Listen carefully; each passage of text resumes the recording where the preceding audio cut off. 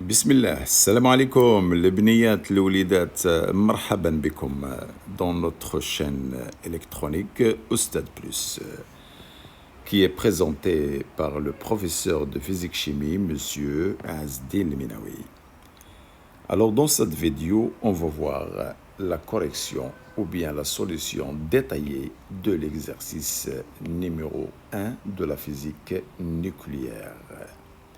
Toujours de l'examen expérimental numéro 2 pour le bac de cette année 2020. Alors l'exercice, il est fait pour les élèves du PC, sciences maths, mais ça n'empêche que les élèves des autres branches aussi peuvent le voir.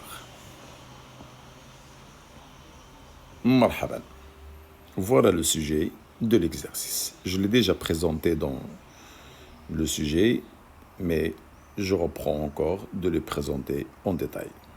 Chaque exercice avec sa solution, voilà. Alors vous pouvez mettre pause et lire tranquillement. Si vous ne l'avez pas déjà fait, vous pouvez le faire maintenant. Et une fois terminé, vous pouvez passer voir la solution. Et dans cette solution, je reprends à chaque fois les questions de l'exercice ou bien des données. Alors, on vous a donné, comme vous voyez, le nucléide ou la particule, voilà, avec leur masse en U. Et on sait que U, c'est 931,5 mètres par c carré, et on vous a donné le jour en secondes. Et la demi-vie du phosphore, et là, comme vous voyez, T1,5 égale 14,3 jours. La première question. Calculez l'énergie de liaison par nucléon du noyau phosphore. Alors voilà, l'énergie de liaison par nucléon, c'est l'énergie de liaison du noyau divisé par A. A, ça représente le nombre de masses. Et le bas, c'est un numéro atomique. Voilà. Voilà, c'est marqué là. Eh bien, on commence par calculer l'énergie de liaison tout d'abord. C'est delta M, c carré. Et c'est quoi delta M? C'est le défaut de masse. Ça veut dire le nombre de protons multiplié par la masse du proton, le nombre de neutrons qui est A moins Z multiplié par la masse de neutrons, moins la masse du noyau. Alors, on prend le Z, comme vous voyez, c'est 15. Et le A, il est donné ici, c'est 33. Et on obtient ce résultat-là. Et n'oubliez pas que ce défaut de masse, il est donné en U. Donc, je laisse le U. Alors, je n'ai qu'à remplacer. Regardez.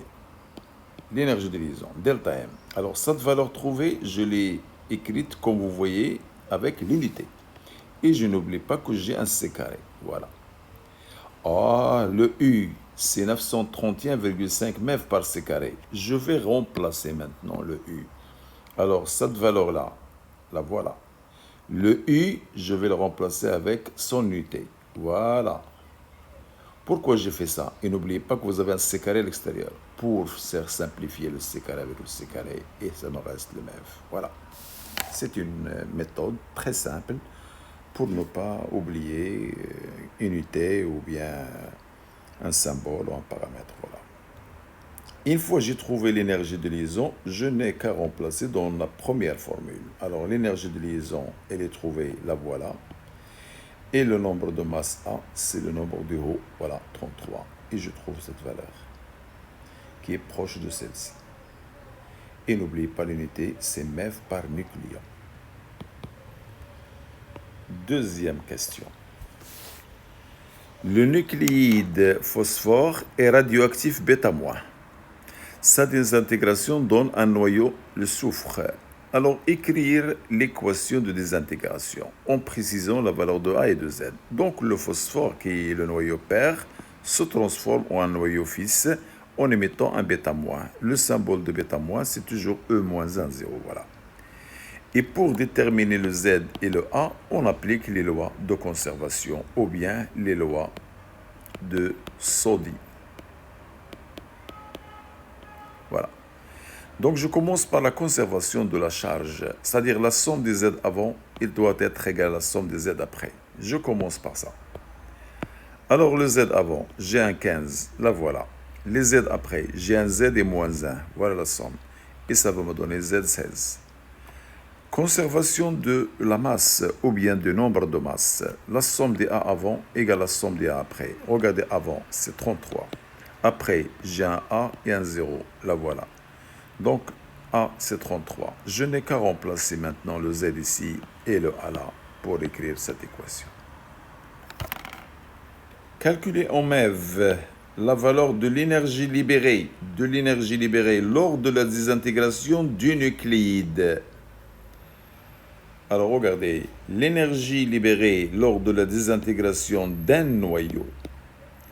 Alors je peux l'écrire comme ça. Énergie libérée, c'est la valeur absolue de delta E. Et qu'est-ce qu'on veut dire par delta E? C'est l'énergie de la réaction. Parfois, on vous demande de calculer l'énergie de la réaction. C'est delta E, ce n'est pas l'énergie libérée. Parce que la relation entre les deux, c'est la valeur absolue. Voilà. Alors, l'énergie de la réaction, c'est toujours delta M C carré. Et c'est quoi delta M dans notre cas? Ce n'est pas le défaut de masse. C'est la somme des masses après, c'est-à-dire des produits, moins la somme des masses avant, et qui est toujours négative. Parce que la masse toujours avant est plus grande que la masse des produits qui sont après. Voilà. Alors après, qu'est-ce qu'on a? Le soufre et le bêta-moi. Bêta-moi, parfois, on peut l'écrire électron. C'est la même chose, la masse d'électrons. Alors parfois, on vous donne masse de l'électron. Électron, ça signifie bêta-moi. C'est la même chose. Moins la masse du phosphore. Alors, vous avez le bêta-moi, vous avez le soufre, vous avez le phosphore. Vous n'avez qu'à remplacer et vous allez trouver tout d'abord le delta M. Alors, le delta M, la voilà, avec l'unité comme ce qu'on a fait dans l'énergie de liaison. Maintenant, je n'ai qu'à remplacer le delta M avec tout ce qu'on a trouvé. C'est une valeur toujours négative, voilà. Et je n'oublie pas multiplier par C carré. Ah, de la même manière qu'avant. Le U, c'est 931,5. Je veux remplacer le par U, voilà. 931,5 MeV. Alors, cette valeur-là, elle est bien celle-ci. Le U, c'est bien celle-là. Et je n'oublie pas le C carré pour avoir des simplifications. Et comme ça, j'obtiens une valeur qui est négative. Voilà. Ça, c'est l'énergie de la réaction. Alors, nous, on vous a demandé, dans l'exercice, on vous a demandé l'énergie libérée. Donc, vous allez prendre la valeur absolue, donc la valeur positive. Voilà. Troisième question. Alors, à l'instant t égale 0, on prépare un échantillon de phosphore dont l'activité à 0. Donc, à t égale 0, on a l'activité à 0. À l'instant t1, on injecte à un patient une quantité d'une solution de phosphore dont l'activité est à 1. Donc, ça veut dire à t1, on a l'activité à 1.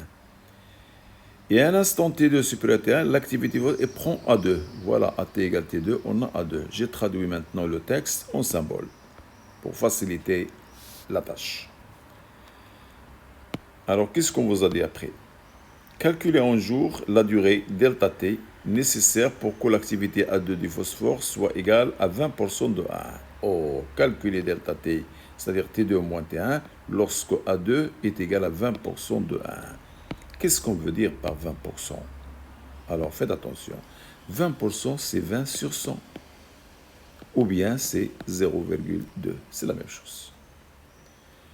Eh bien, on vous parle de l'activité. Sachant que l'activité A, c'est A0 exponentielle moins lambda T.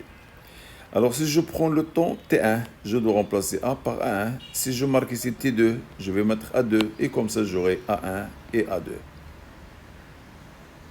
Et puisque A2, c'est bien cette relation, et le A1, c'est bien cette relation, je n'ai qu'à remplacer, je trouve cette relation égale 20% de cette relation. Je simplifie les A0.